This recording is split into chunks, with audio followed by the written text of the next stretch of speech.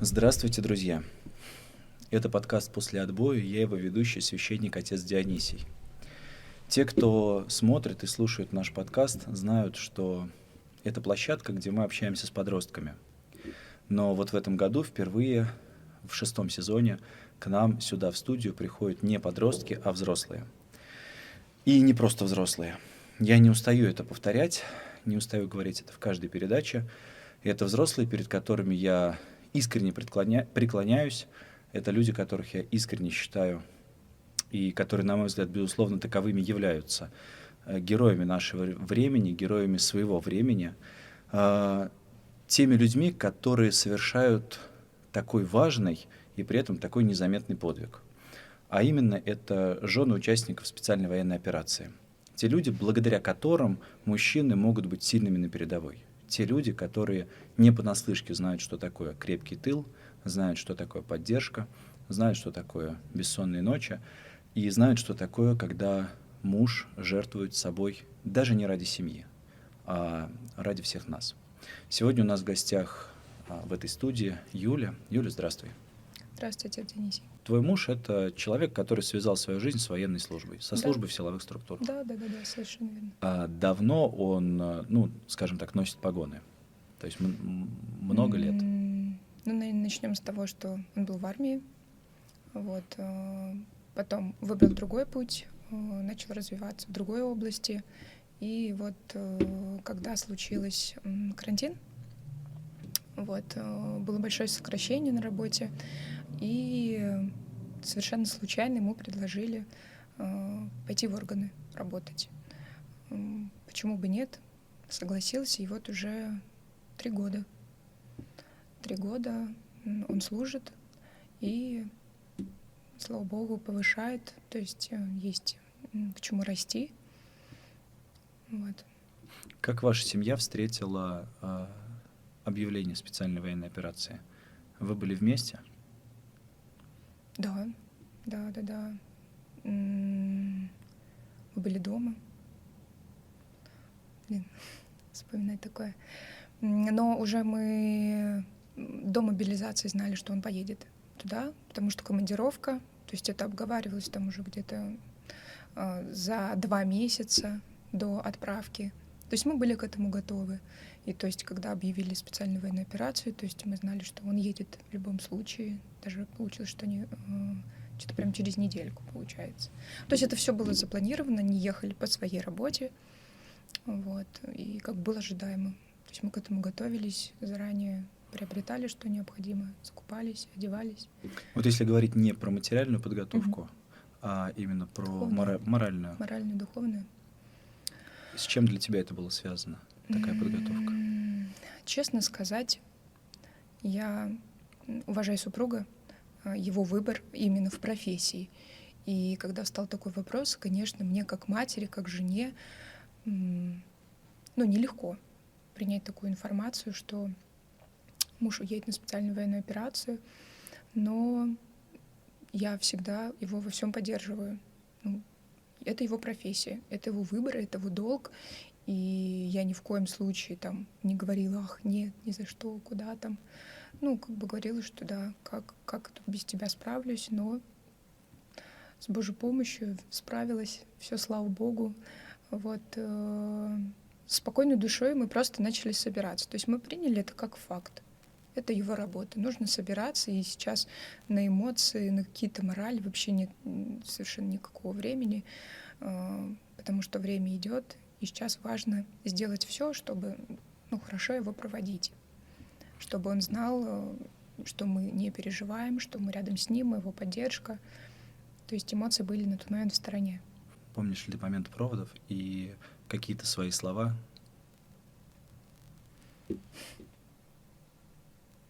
Я обещала не плакать. Не помню, какие слова. Наверное, что мы тебя ждем, все будет хорошо. Как-то так получилось, что мы приехали, нас было много жен, мы провожали. Как-то старались поддерживать, и в сам процесс еще не погрузились, что все, они сейчас уезжают. Это как бы наступило немножко попозже. Это осознание. Вот. Наверное, вот не отпускало еще то чувство, что никаких слез, мы должны их порядочно проводить, чтобы они знали, что мы их все тут ждем, что мы в них уверены, что все будет хорошо. Наверное, да, просто ему говорила, к сожалению, не помню. Ну, скорее всего, что бы, наверное, и сейчас сказала, что все будет хорошо, езжай, ни за что не беспокойся. Но скорее он мне говорил, давай, все нормально будет, не переживай. Вот этот вот момент, когда ты возвращаешься домой, проводив мужа, и ты понимаешь, что вот в доме ты одна. Да, еще это совпало. Расскажу, думаю, нельзя оставлять в стороне такую историю, что у нас ребенок только адаптировался к саду. То есть это получилось в августе, только пошел в сад, и он еще не оставался на сон. И так получается, что я понимаю, что, провожая мужа, я не смогу ребенка забрать до сна, и я как бы, связываюсь с воспитательницей, говорю, я не успеваю, можно как-то попробовать, может быть, он уснет. Не знаю, это совпадение или что, он правда уснул, хотя он очень у нас активный, и я, то есть, не надеялась. Я говорю, пусть он подождет, я просто немножко задержусь, пусть поиграет, что. И я даже не звоня ей приезжаю сразу в сад. То есть я не вернулась домой, я сразу приехала в сад, захожу, она говорит, а что пришли? Ну, я объяснила ситуацию, почему я задерживаюсь. Я говорю, ребенка забрать, а она говорит, он спит. Не знаю, какую-то волну он поймал вот этого там нашего волнения и понял, что сейчас ему необходимо сделать вот так. Не знаю, может быть, что-то себе придумала. Вот. Я подождала, да, вернулась домой. То есть, когда мы провожали что-то, там торопились, могли там что-то положить, что-то бросить. И приходя домой, я поняла, что начинаю убираться, что вот это сейчас не пригодится, там нужно там, условно, это в стирку, это убрать, потому что там, вот, например, у мужа там свой стакан, да, такой специальный его любимый, его подарок. Вот, то есть нужно помыть, убрать, потому что он там сейчас не пригодится. Я понимаю, что это не на день, не на два. И это, конечно, не скажу, что это больно. Какой-то вот... кажется, что я не справлюсь.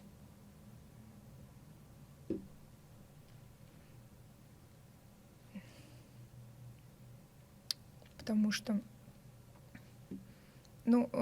сначала как бы я думала, что да, смогу переждать этот момент, когда, условно там, да, он помогает мне во всем там дома. И когда ты понимаешь, что все теперь только на тебе, и ты там идешь, например, моешь посуду, да, там знаешь, что мне муж мог бы помочь, там, да, ребенка купать. То есть я там с рождения ребенка в основном купал его муж, а тут я понимаю, что у меня теперь не будет ни выходных, ни проходных. То есть если там не искупать ребенка, а кто его искупает? Вот. И на протяжении уже как бы первого времени сталкиваешься с тем, что какие-то элементарные вещи, я не знаю, там, он оплачивал и оформлял там, все эти кварплаты, то есть он этим всем занимался. Идешь там, не знаю, в магазин за продуктами. То есть ты по привычке набираешь всего много, а не думаешь, что это тебе нужно нести. Вот какие-то вопросы по воспитанию ребенка, как мне посоветоваться. Позвоню ему, буду рассказывать, что у нас тут какие-то проблемы. Нет, как бы я старалась все только положительное, все хорошо, не переживай.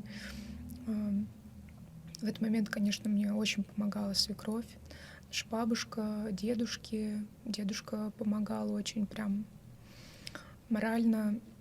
Всем было тяжело, конечно. Мы старались это не обсуждать, именно кому как тяжело или плохо, потому что это как ком. Начнет один, второй. Мы просто считали дни. Я как только узнавала, где он, например, я имею в виду локально, где он находится, изучала карты, где он далеко это, то есть на каких границах. То есть мне хотелось быть полностью погруженной и осознавать, где вообще мой супруг, как он там, что. Конечно, тоже говорил, все нормально, не переживай, все хорошо. Вот еще хотел спросить про какие-то внутренние побуждения. То есть нужно ли тебе было что-то себе сказать, или был ли какой-то внутренний мотиватор встать и начать дальше жить, идти по делам, идти на работу, собирать ребенка в садик, идти за продуктами. Потому что иногда в такие ситуации бывает, что люди говорят, как во сне происходит. Да. Вот был ли какой-то внутренний вот этот вот шажок к обычной жизни. Что ты себе сказала? Что тебя заставило вот встать и пойти дальше? Ну, я уже многим знакомым, кому рассказываю, мне вообще говорили, как ты пережила этот период. Меня спасла церковь. Первый месяц я просто ходила по церквям, ставила свечи за здравие. Я знала всех ребят, как зовут, кто как покрещен. То есть, ну, имена там порой не совпадали. Сослуживцем уже? Да. Вот, и меня, наверное, это спасало. Прям первый месяц я искала, где еще можно, где какую икону привезли там для ребят, для воинов, где можно там приложиться к мощам, где можно свечи поставить, вот, заказать обедню и обедни же, правильно. Вот, и вот так вот я ездила. Были ли минуты страха за мужа? Да, постоянно. Постоянно. Как с ними справлялась? Я просто знала, что он вернется. Были ли потери в кругу близких? Знакомых. Близких нет. А как потом общалась с их женами?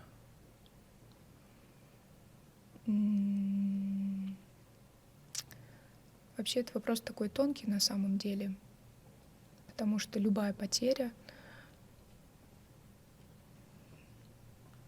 ну, как бы здесь не нужно навязываться. То есть если человек идет на диалог, просит какой-то помощи, да, если нет, то есть, ну, первое время, да, общались там, они узнавали, как у моего мужа там дела. Но вот я старалась так кратко, без какой-то подробной информации, там, радости, допустим. Ну, для меня же это, конечно же, радость, там, что, возможно, он скоро уже приедет домой. Ну, старалась такой информацией не делиться, потому что человеку больно. Вот, но в любом случае, как бы, контакты поддерживаем, связи в любом случае. У Высоцкого есть песня, я не помню название, но смысл песни в том, что с войны, с Великой Отечественной возвращается солдат и читает в глазах женщин немые упреки, что он вернулся живой, а вот их мужья там остались. С подобным не сталкивалась? С подобным нет, но соцсети — это наши вроде бы и друзья, но и враги. Я выложила фотографию, когда он уезжал. Ну, провожала его, и без текста. Ну, что-то там было, то есть, ну, без смысла того, куда, что. Просто он стоял в форме, просто я выложила фотографию. Видимо, кто понял, тот понял. И, как это сейчас новое слово, хейта я словила в личных сообщениях. И я удалила сразу же, конечно же, пост. Но это, наверное, касалось того, что у нас в целом общество не однозначно сначала приняло ситуацию, и было много противников. Да, зачем ты его отпустила? То есть говорить о том, что это его работа, о том, что это долг, это наша страна, это наша родина. Мы так воспитываем и своего ребенка. Когда объявили мобилизацию в сентябре, часть мужчин забрали, они уехали на фронт. Много мужчин осталось в городе, в условиях мирной жизни. Ну, наверняка и в твоем кругу общения были те мужчины, которые не попали под мобилизацию и остались в городе. Как с ними строилось общение? Ой, ну чувства, конечно, были двоякие, особенно в первый момент. Ну, не с целью, как бы в моей голове было, что какое-то осуждение или что-то. Я ехала, вот сейчас прям спросила, и я вспомнила. Ехала как раз с большими сумками, не могла залезть в автобус, а еще это нужно как-то положить на себе на ноги, потому что, ну, рядом кто-то должен сесть. Сел со мной мужчина. Давайте, говорит, я вам помогу. Ну, где-то, наверное, лет 55-60, такого вот возраста. Я говорю, да нет, не нужно. Как же ты носишь? Где ж твой муж? Чё же он тебе не помогает? как ты все это сама понесешь? Думаю, вот ему ответить что-то. Ну, то есть, понятное дело, что он уже ко мне, подковырнуть меня. Или сказать правду. Ну, он продолжал. Давай, я тебе помогу, да где тебе, давай я поднесу, да ты как вылезешь из автобуса, мне что-то арбузы, дынь, что-то, ну, такое тяжелое. С рынка ехала, и я поворачиваюсь, говорю, у меня муж на специальной военной операции. Все, человека как подменило.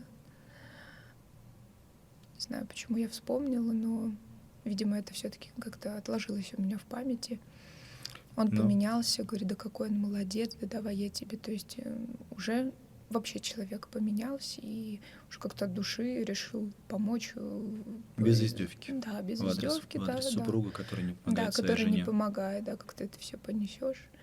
Думаю, ну ладно. Я помню, мы с тобой мельком встретились, когда муж был в командировке, ты зашла в храм. Вот можешь вспомнить те месяцы, когда он там, ты здесь, и в целом в большом городе жизнь не поменялась? Работают рестораны, люди отмечают праздники, много улыбок, смеха. И как на все на это было смотреть тебе?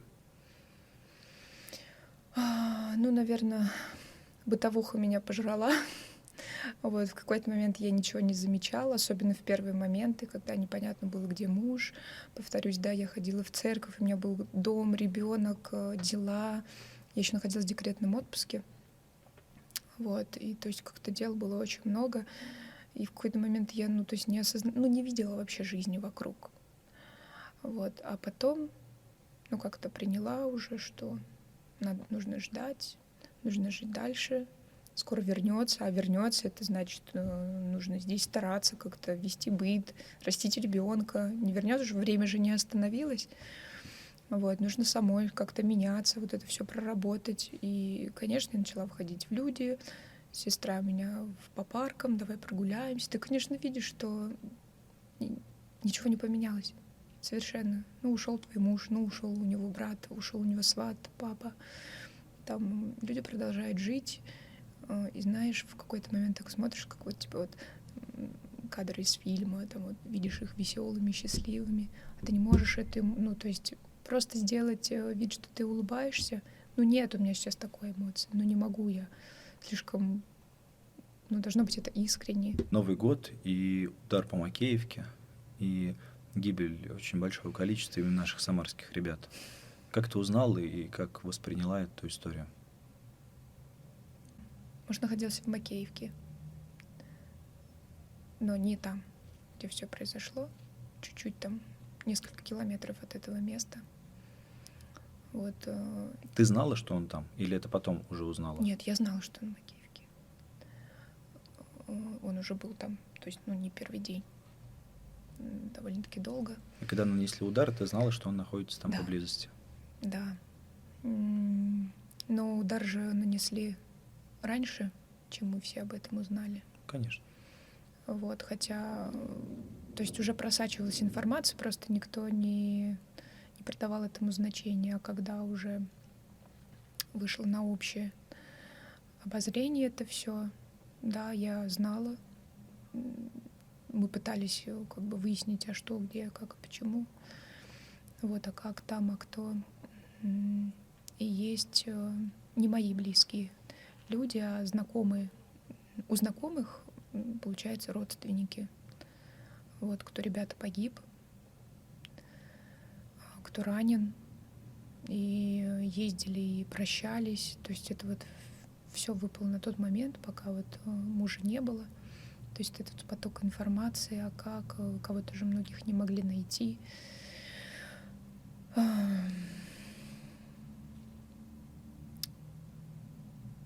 Поддержка на самом деле очень важна. Всех женщин, матерей, которые отправили туда своих сыновей, там, братьев. Очень, очень нужна поддержка. Но это не значит, что мы ходим и просим, да. Бывает так, ну, то есть в моменте я там, наоборот, закрывалась, и мне не хотелось там ни с кем разговаривать. Я просто сидела и ждала, когда он позвонит, и просто скажет: все хорошо. То есть просто услышать его голос, потому что Были дни, когда он был без связи. Вот, и казалось, что время останавливается, и ты ждешь день, ты ждешь два, а связи нет, никто не выходит. Начинаем там с девочками переписываться. Может, тебе твой звонил, а может быть, тебе твой. Это все такое напряжение на самом деле, и все мы разные. У всех отношения у мужей с женами тоже разные. И, например, мне мой обещал, что он в любом случае позвонит. И, то есть некий раздор между нами тоже с девочками вносил, но все мы понимали, что это просто эмоциональные срывы, и пытались просто друг дружку поддержать. Вот этот вот наш чат «Ждуны», так мы прозвали себя, жен, вот, сослуживцев. Да, поддержка была, конечно. Вот эта вот связь была необходима. То есть есть люди, которые реально понимают, что с тобой происходит. Может быть, не в полной мере, но хотя бы там просто написать, ну что там, как у вас дела? Это не просто как сейчас вот написать, а это несет большой смысл, и мы пытались друг дружку поддерживать. За кадром ты рассказывала, что помимо работы ты продолжаешь поддерживать тех, кто находится в зоне СВО. В частности, вот ты занимаешься тем, что делаешь окопные свечи. Но это в рамках работы. Это в рамках Да, работы вы делаете. Да. Как ты сама относишься к этой части своей деятельности? Что это для тебя сейчас, когда муж рядом, дома? Ну, в любом случае, от информационного мира никуда не скрыться. Ты знаешь, что ребятам необходимо очень много. Я поняла, что хочу чем-то помогать. И не просто я хочу это делать что-то с детьми, потому что то, что мы делаем с детьми, это несет некую энергию, некий смысл. И я решила попробовать, а почему нет? А вдруг пойдет, потому что дети, у которых есть родители, у всех свои разные отношения, то есть это настолько тонко все. Вот, но директор меня поддержала, сказала, давай попробуем. Объявили сбор жестяных банок. Еще немножко такой предыстории, ну не предыстория, а такой факт, что рядом с нами, рядом с библиотекой, прям буквально через дорожку, военный госпиталь. То есть читатель, который к нам приходит, наблюдает всю эту картину. Ребята военные, транспорт, автобусы, разные газели, кто-то раненый. Ну, ты видишь в глазах каждого какую-то историю. И ты не можешь быть просто проходящим человеком. И радует, что дети не остаются в стране. Когда объявили мы сбор, откликнулось очень много. Нам приносили пакетами, дети собирали. Там по баночке вот. Ну, лето все равно мало кто ест там кукурузу, да, горошек, но нужно купить. Мама, делай салат. Сгущенку надо, сгущенку покупать. Да. Это самое то. Но сгущенка на самом деле не очень удобная банка для окопных свечей. Нужно что-то побольше, там кукуруза, там где-то. Ананасы. Ананасы, да. Не делали вы свечи еще? Нет, здесь нет. У меня ребята в основном эти сети ходят плести.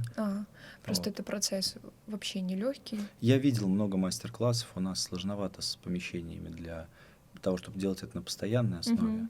Вот. Но мы здесь у себя, во-первых, гумпомощь активно собираем, а во-вторых, ну вот когда мобилизация случилась, мы прям такой центр помощи сделали, куда жены могли обратиться. Вот ты очень точные вещи говоришь. То есть многие женщины вообще не знали, как оплачивать квитанции, принести продукты. Про мебель я вообще молчу. Это было самое популярное направление деятельности. Это прям У меня староста прям каждый день ездил кому-то что-то свинтить, кран поменять, плитку отвалившуюся положить, раковину подкрутить.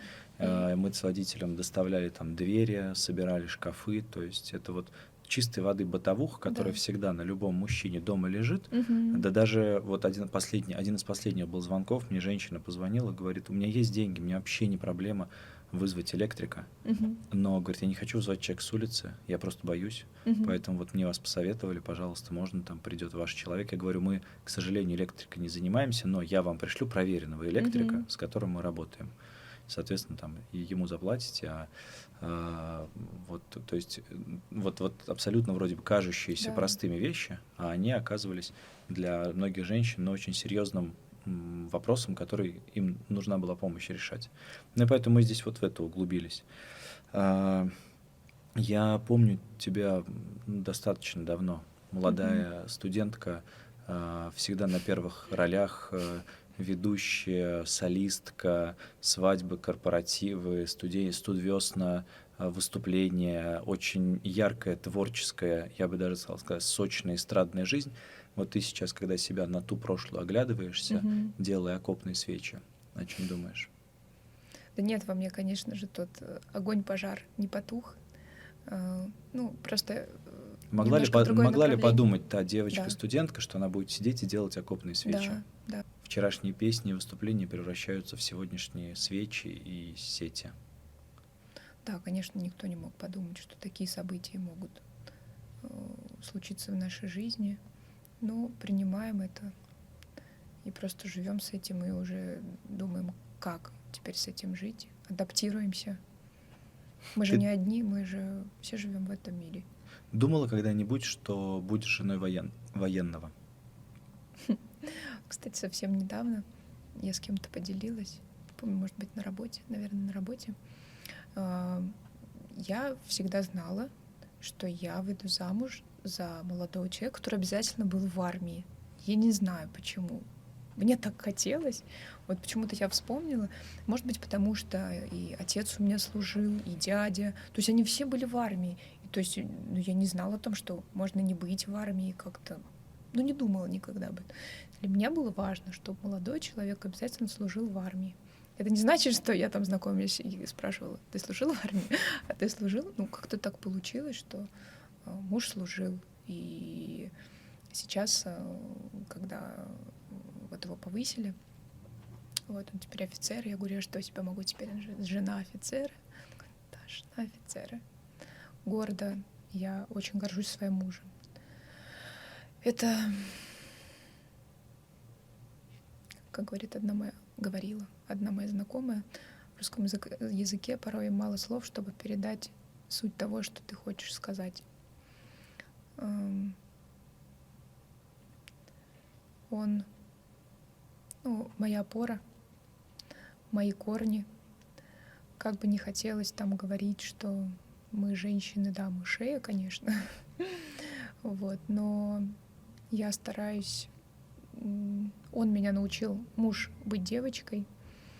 В какие-то моменты меня останавливал и говорил, что я это решу. То есть, наверное, это из детства, потому что мама нас воспитывала вдвоем, и мы слишком рано с сестрой стали самостоятельны, и я даже не могла понять, что кто-то может решать какие-то простые, обычные бытовые вопросы, даже не бытовые, вообще любые вопросы, что может решать кто-то, не я. Вот, и я так думаю, что это он? Я сама могу сделать, и он меня научил быть, правда, девочкой, женой, мамой. У меня есть другие обязательства. Я могу на него положиться во всех вопросах. Он мне и друг, и помощник. Вам предстоит, возможно, расставание, если его еще раз отправят в командировку.